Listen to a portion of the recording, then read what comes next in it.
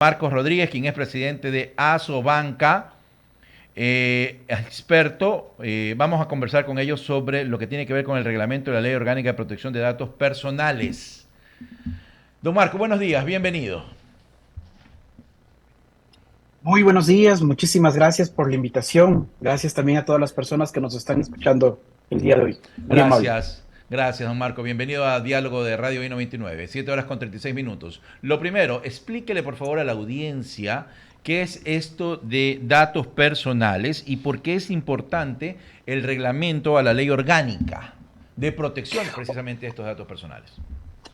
Hoy por hoy yo me atrevería a traer, dada la circunstancia, a colación una frase que ya se la viene utilizando desde hace muchísimo tiempo atrás, pero se dice que los datos son el petróleo del siglo XXI.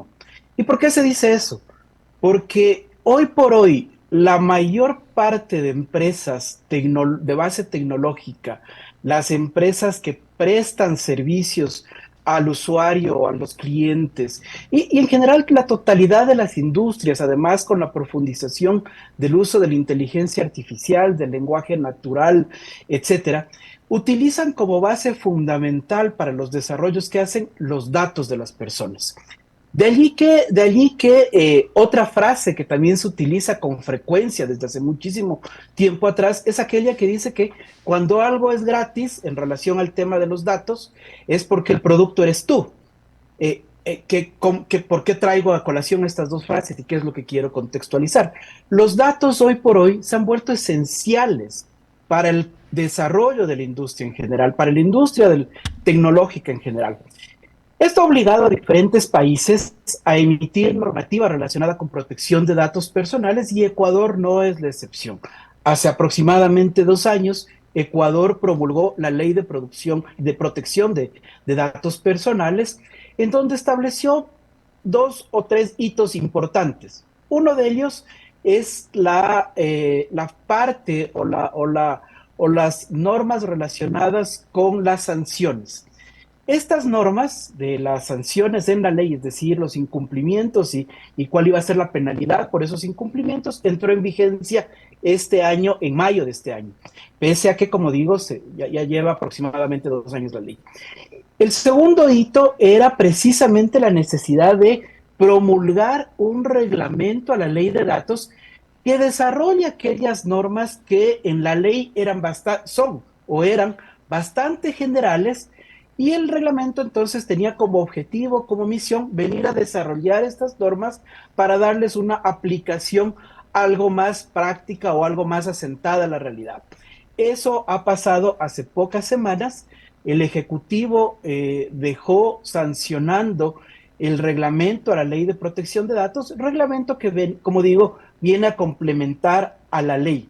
Y un tercer hito que trae la ley, que todavía está en marcha, es la designación de una nueva autoridad de protección de datos personales, en simple, un superintendente o una superintendente de protección de datos personales.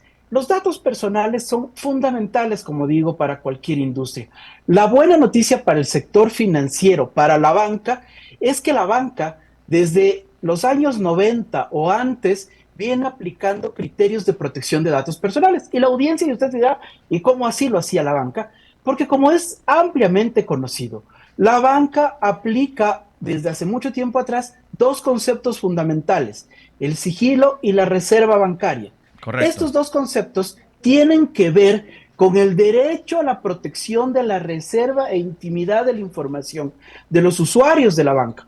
Y es por esta razón que los bancos desde aquella época ya aplican estos criterios y además tienen internamente conformados áreas y comités específicas de seguridad de la información, de protección de datos, de gobernanza de datos, etcétera. Entonces, la buena noticia para el sector financiero, y esto no lo digo yo, lo ha dicho la ex ministra de Telecomunicaciones y lo han dicho expertos internacionales, como por ejemplo, hay un experto muy conocido en Europa y hoy ya también en el medio que se llama Leocadio Carrero.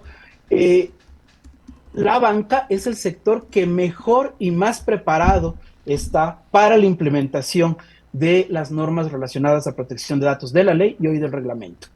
A ver, la ley entró en vigencia en el 2021, ¿es correcto?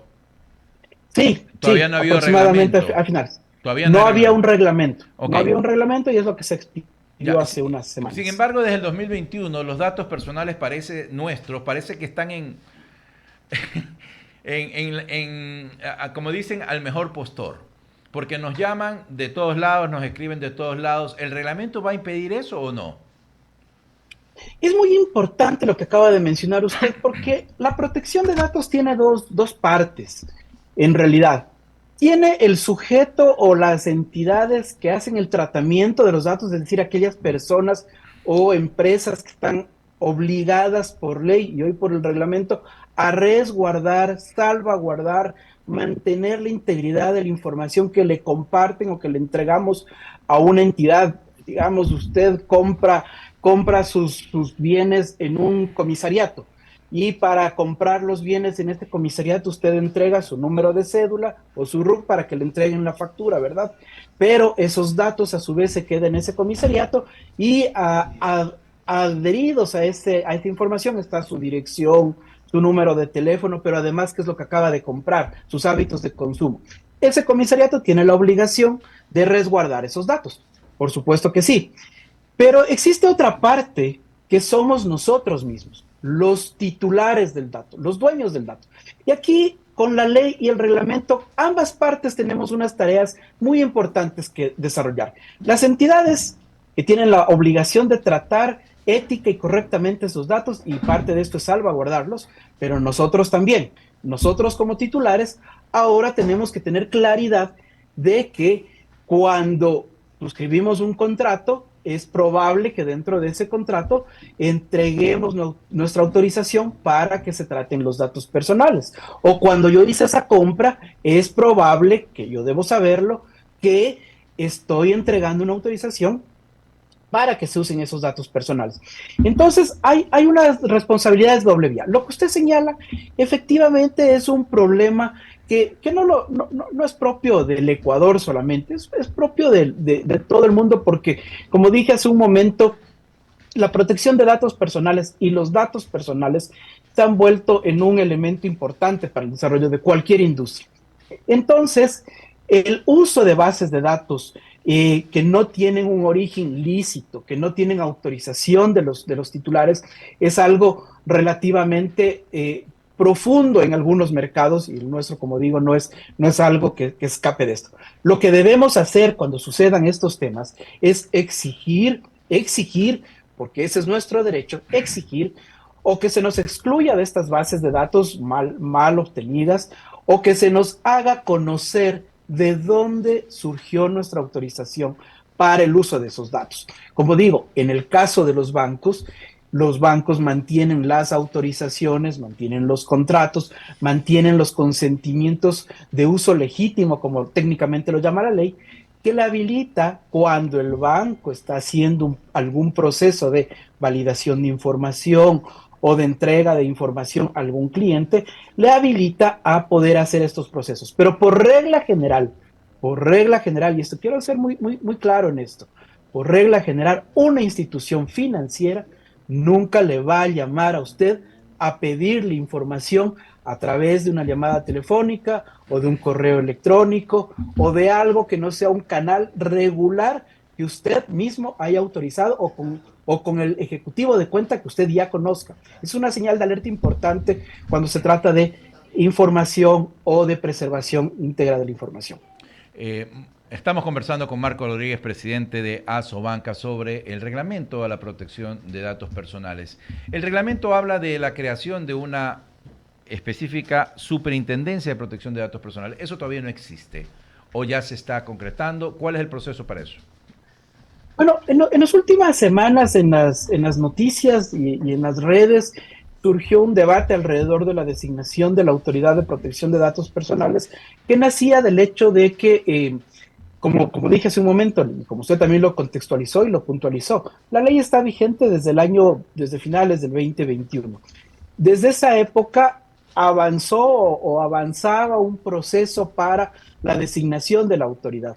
A inicios de este año, el Ejecutivo, todavía en funciones anterior, remitió al Consejo de Participación Ciudadana, como lo han dicho las redes y las noticias, remitió al Consejo de Participación Ciudadana una terna para la designación de la Autoridad de Protección de Datos Personales. Por diferentes razones o por las razones que haya sido, no fue sino hasta mediados de año que el Consejo de Participación comenzó el proceso de revisión de este tema de la Autoridad de Protección de Datos Personales. En ese interín, alguno o algunos de los miembros que estaban en esa terna desistieron de continuar en el proceso y así lo hicieron saber a su nominador, es decir, al Ejecutivo y al Consejo de Participación Ciudadana, consejo que a su vez le pidió al Ejecutivo que remita una nueva terna.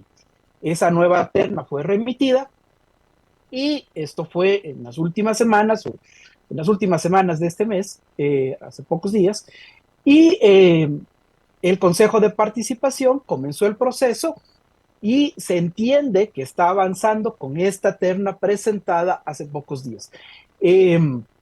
Lo que conocemos o lo que ha sido público, porque es lo que sabemos y es lo que está en las redes, el Consejo notificó tanto al Ejecutivo y continuará ese proceso que ha arrancado este tema, ha puesto en su página web oficial que existe ya el proceso en marcha, por lo cual se conformarán las comisiones ciudadanas de impugnación para las autoridades y en unos pocos semanas o meses probablemente tengamos una autoridad ya designada, si es que marchan no regularmente, o puede darse el caso que el nuevo ejecutivo, ante un proceso en el cual los tres candidatos o la mayoría de los candidatos no puedan continuar, deba presentar una nueva terna. Habrá que mirar cómo está, pero en concreto a su pregunta, desde inicios de este año arrancó un proceso que se ha venido moviendo lentamente para la designación de la Autoridad de Protección de Datos Personales. Voy a dar paso a mi compañero Ramiro Cepeda, que se incorpora a esta hora de la mañana en el diálogo de radio, de Radio 99, tiene algunas inquietudes para usted. Gracias, Marco. Ramiro. No, muchísimas gracias. Marco, ¿cómo te va? Qué gusto saludarte. Ramiro, ¿qué tal? Muy buenos días. Muchísimas gracias por este espacio. Como siempre es un gusto conversar contigo. El placer también es nuestro. Marco, entiendo bien lo de la base de datos, pero los bancos lucran de esa base de datos, la venden, la utilizan en sus productos. ¿Y dónde va esas utilidades? Porque el negocio del banco es prestar dinero, captar dinero, pero no es el negocio del banco ni está dentro de su giro utilizar una base de datos, por más cliente que sea, para lucrar adicionalmente de una información que no es propia de ellos, sino que es sensible porque uno como cliente la proporciona. Ramiro, excelente tu pregunta porque me permite contextualizar lo siguiente. La banca lleva estrictos, no grandes, estrictos procesos de protección de datos personales. Como dije hace un momento, procesos que incluso van más allá de lo que actualmente dice la ley y lo que actualmente dice el reglamento. Y esto porque la banca, por su naturaleza, es una industria que tiende a internacionalizarse, ya sea localmente o hacia afuera. Esto hace que tenga procesos importantes y hoy sea, no quiero decirlo la única, pero quizá la única industria que tiene todas las entidades financieras, un oficial de protección de datos, un comité de protección de datos, un proceso de gobernanza de datos, un proceso de seguridad de información, oficial de seguridad de la información, comité de seguridad de la información, todas estas áreas auditadas y supervisadas permanentemente por la Superintendencia de Bancos, porque la Superintendencia de Bancos, tres años atrás, es decir, casi un año antes de la promulgación de la ley, emitió normativa de protección de datos. Eso nos lleva a afirmar que en la banca no existe una comercialización ilícita o ilegal de la información de los clientes de la banca. Esto es algo A ver, que Marco, no sucede en los Marco, bancos. Marco, tú me estás dando vuelta al tema. Yo no estoy diciendo que es ilícita. Yo estoy diciendo que no está dentro del giro del negocio de la banca el usar la información de sus clientes. Está dentro del giro del negocio de la banca la utilización del dinero que uno deposita, deja a plazo fijo, etcétera, etcétera. Captar dinero y colocar dinero.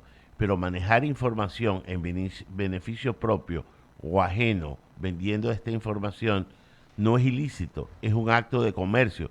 El tema es que dentro de estos réditos no está beneficiado el dueño de la información. A eso es a lo que me refiero. Entendí mejor tu pregunta, Ramiro. Gracias por puntualizarla. Quiero dividirla en dos partes tu pregunta. La primera, ¿para qué utiliza la banca la información que nosotros como clientes de los bancos hemos autorizado a través de los servicios que pedimos de las instituciones financieras y los contratos que firmamos? Primero, para poder hacer un seguimiento de las operaciones habilitados por esta autorización. Segundo, para poder mirar hoy por hoy temas relacionados con fraude, prevención de fraudes, temas relacionados con mejorar la experiencia del cliente, temas relacionados con mirar cuáles son las tendencias de uso de los productos financieros. Eso internamente en las instituciones financieras es un proceso que antes también se lo hacía, pero era un proceso manual. Hoy es masivo y es con el uso de herramientas tan importantes como la inteligencia artificial. Para eso, dentro de los contratos que nosotros regularmente suscribimos con las instituciones financieras, autorizamos que la institución así lo haga. De hecho, hace pocos meses, casi todos debemos haber recibido una serie de comunicaciones de instituciones financieras indicándonos que en virtud de la vigencia de la ley y en virtud de las normativas emitidas por entonces por la Superintendencia de Bancos, cabía la necesidad de actualizar estas autorizaciones y tener cierta información. Hoy por hoy, dentro de los bancos, como digo, hay estos procesos importantes que arrancan con la recolección del dato, para ponerlo muy simple, el mantenimiento del dato y el uso del dato. Y dentro de esto existen procesos de control, reporte y los procesos evidentes y claros de los clientes que podemos reclamar por el uso de nuestros datos o puntualizar que no queremos que se usen de cierta manera nuestros datos. Esto por un lado. Por otro lado, lo que señalas, estimado Ramiro, es que esta información podría estar en manos de terceros porque los bancos mismos le dan acceso. Eso no sucede, Ramiro. Eso no sucede por una sencilla razón, porque dentro de los procesos de las autorizaciones que se ha entregado, la única posibilidad del uso de la información es internamente por parte de los bancos o por aquellas entidades relacionadas con el giro de la actividad. Y lo pongo así en claro.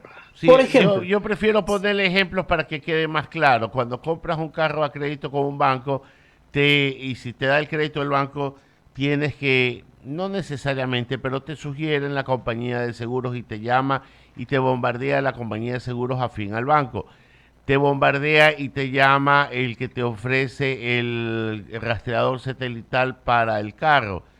Te ofrecen algunas cosas derivadas del crédito que te ha dado el banco y esa información te la da el banco que te está otorgando el crédito. A eso es que me refiero. Ramiro, justamente a eso me iba a referir. Fíjate, dentro del proceso de un crédito, como bien lo señalas, hay que establecer un seguro para el auto, hay que establecer un seguro para la casa. Esa información, cuando se da la autorización para solicitar el crédito, va a ser usada también por esta entidad aseguradora. Cuando hago el proceso de cobranzas de un crédito, debido a que por cualquier razón Marco se demoró en el pago, la empresa de cobranzas me va a llamar y ¿cuál va a ser la información que va a tomar para llamarme? Aquella información que yo le he entregado al banco y que he autorizado el uso para que me llamen y me puedan hacer la gestión de cobranza. Y lo mismo pasa con aquellos otros servicios adyacentes al proceso financiero. Pero eso, Ramiro, y esto debo ser muy claro, eso no la habilita a que la empresa tercera, digamos la empresa de rastreo satelital, pueda hacer algo distinto con esta información que no haya sido lo relacionado específicamente con ese cliente. Por eso, Ramiro, acabo de señalar hace un momento que hoy por hoy los ecuatorianos en general tenemos claro y pleno derecho de decirle a una entidad que nos está llamando y nosotros entendemos o creemos que no tiene autorización para hacerlo, de pedirle, uno, que nos clarifique de dónde tiene la autorización. Dos, por qué está utilizando nuestra información de la manera que la está utilizando. Tres, incluso pedirle que elimine la información. Cuatro, podernos quejar aun cuando no haya autoridad de protección de datos en el caso de los bancos, ante la propia superintendencia y ante la propia entidad financiera, si presumimos que es esa información la que se ha puesto en manos de terceros. ¿Cómo ¿Por no qué? presumir, Marcos, si se está dando un crédito y resulta que cuando se está dando el crédito te están llamando? Clarita la adivinanza, uno sabe de dónde viene la información. Marcos, el tema es que es muy sensible y es muy complejo el manejo de la información, que termina siendo, información es poder, hay un dicho, pero termina siendo, digo yo para resumir y terminar la entrevista, ¿cómo le digo? Una desviación del negocio bancario cuando por servicios se es más rentable que por colocación de créditos. Esto ya es casi como una regla general en muchos bancos grandes, en donde los servicios son ingresos tan importantes como el que perciben por tasas de interés.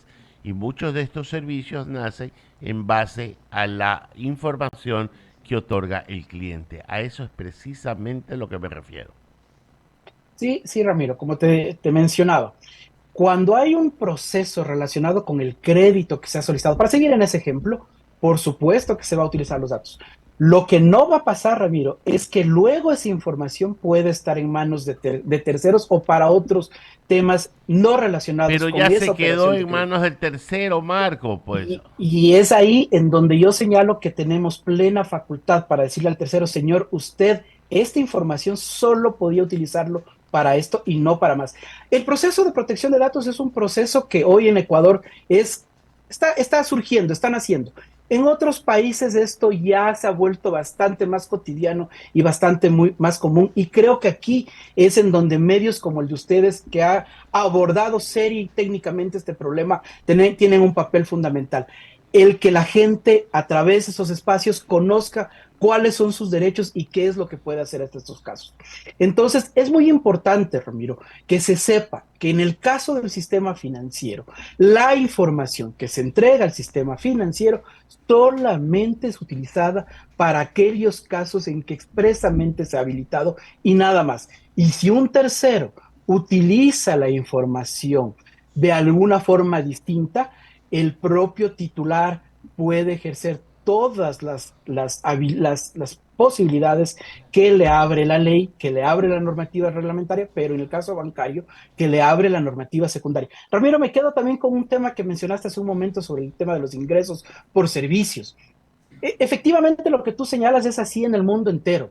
En el mundo entero, hoy la actividad bancaria tiene un gran rubro de ingresos a través de servicios, de hecho, que comienza a reconfigurarse la composición de los ingresos por el lado de servicios antes que por intermediación. En el caso ecuatoriano, debido a la distorsión que existe en control de tasas de interés, control de servicios financieros, pasa exactamente lo contrario de lo que pasa en la región, y estos son datos publicados por la Federación Latinoamericana de Bancos. En Ecuador, los ingresos de las instituciones financieras son fundamentalmente por intermediación y si bien es cierto, los ingresos por servicios tienen un componente de crecimiento importante, no son ni de lejos de lo que pasa en la región en Ok, general. Marco, ya se nos acabó el tiempo. Agradecerte por tu tiempo para esta entrevista. Como dice, tiene la razón, pero va preso. A mí no me terminan convenciendo muchas cosas y usted tiene que defender lo que tiene que defender y esa parte la entiendo. Que tengas un buen día, Marco. Ramiro, muchísimas gracias por el espacio, muy buenos días y siempre es un placer conversar con ustedes y en este espacio. El placer es nuestro. Damos la bienvenida primero, Daniel.